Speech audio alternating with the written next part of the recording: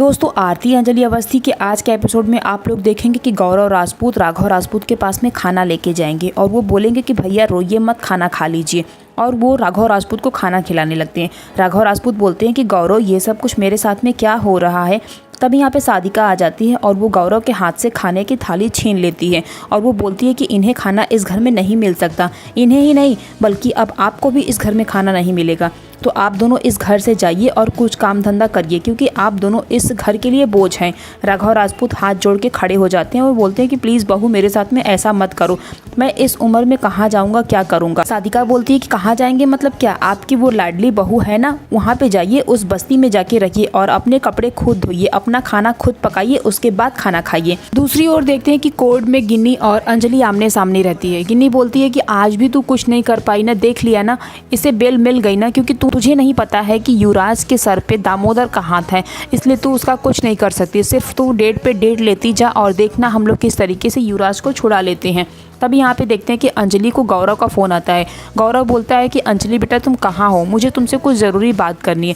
अंजलि बोलती है कि हाँ बोलिए क्या बात है। तभी वहाँ पे राघव राजपूत आ जाते हैं और वो गौरव के हाथ से मोबाइल ले लेते हैं। वो बोलते हैं कि नहीं उसे कुछ मत बताओ, ये सब सुन के उसे तकलीफ होगा। जिसके बाद राघव राजपूत फ़ोन लेते हैं और अंजलि से बात करते हैं। वो बोलते हैं कि बेटा सारी तैयारी हो चुकी है, अब शादी करके तुम जल्दी से जल्दी इस घर में आ जाओ, यहाँ पे सारी रस्में पूरी की जाएंगी, तुम्हारा गृह प्रवेश होगा, तुम्हारा स्वागत होगा। राघव राजपूत से बात करके अंजलि बोलती है कि आज मैं ये किस राघव राजपूत से बात कर रही हूँ, ऐसा लग रहा है कि सोना आग में तप के अब गहना बन चुका है। फोन कटने के बाद राघव राजपूत गौरव से बोलते हैं कि मेरी तिजोरी में मेरी माँ के कुछ गहने रखे हैं, जाओ उसे बेच के पैसे लाओ, क्योंकि मैं अपनी बहू को खाली हाथ तो आशीर्वाद नहीं दे सकता ना, उसे आशीर्वाद देने के लिए मुझे कुछ तो चाहिए। जिसके बाद देखते हैं कि वो गौरव को चाबी देते हैं और बाजार के लिए थैली उठाते हैं और जब बाजार जाने लगते हैं तो सामने साधिका आ जाती है और वो सामान का लिस्ट देती है और बोलती है कि सारे सामान को ध्यान से लेके आना। जिसके बाद वो बोलती है कि कुछ फ्रूट्स भी लेके आना और नल खराब है इसलिए एक प्लम्बर को भी लेके आना। राघव राजपूत मार्केट के लिए निकल जाते हैं। दूसरी ओर देखते हैं कि अंजलि जब बस्ती में आती है तो देखती है कि चारों तरफ बस्ती सजी हुई है। वो बोलती है कि ये सब किसने किया। तभी यहाँ पे पद्मा आ जाती है। वो बोलती है कि आप भूल गई क्या, आपकी शादी होने वाली है और आज आपकी संगीत है।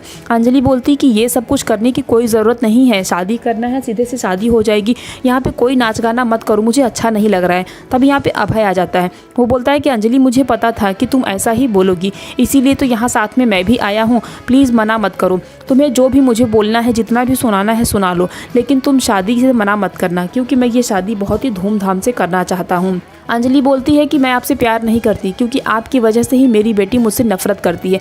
तभी यहाँ पे वेद आ जाता है। वो बोलता है कि इस संगीत में कोई शामिल हो या ना हो लेकिन मैं तो ज़रूर होऊंगा और मैं खुद खड़ी होकर आपकी और अभय जी की शादी कराऊंगा। जिस तरीके से आप मेरी और आरती की शादी कराए थे उसी तरीके से अब मैं आप दोनों के शादी के लिए खड़ा रहूंगा, भले से कोई आपका साथ दे या ना दे, लेकिन मैं इस शादी में हमेशा आपका साथ दूंगा।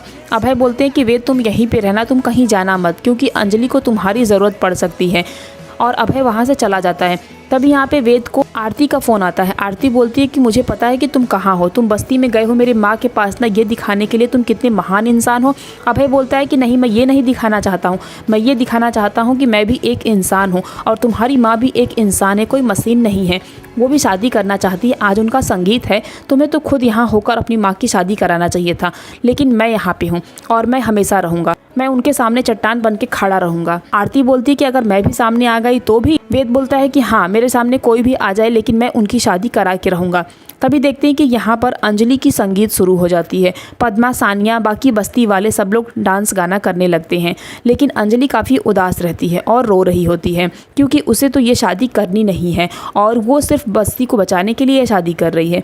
तभी यहाँ पे देखते हैं कि गिन्नी का फ़ोन आता है। गिन्नी बोलती है कि क्या रे बहन, मेहंदी लग रही है, आज तेरा संगीत है ना, लेकिन समझ ले तेरी शादी नहीं हो रही है, उसके साथ में तेरी बर्बादी हो रही है। तुझे क्या लगता है कि तू मेरे घर में जाएगी, मेरे बेडरूम में रहेगी, मेरा जगह लेगी, लेकिन तू गलत सोच रही है। शादी के दिन ही तेरी बर्बादी होने वाली है, कुछ नहीं बचेगा तेरे पास। ये सुनकर अंजलि घबरा जाती है लेकिन कुछ बोलती नहीं है, वो चुपचाप फ़ोन कट कर देती है। काव्या, भजन, युवराज सब लोग गिन्नी के पास पहुंच गए हैं।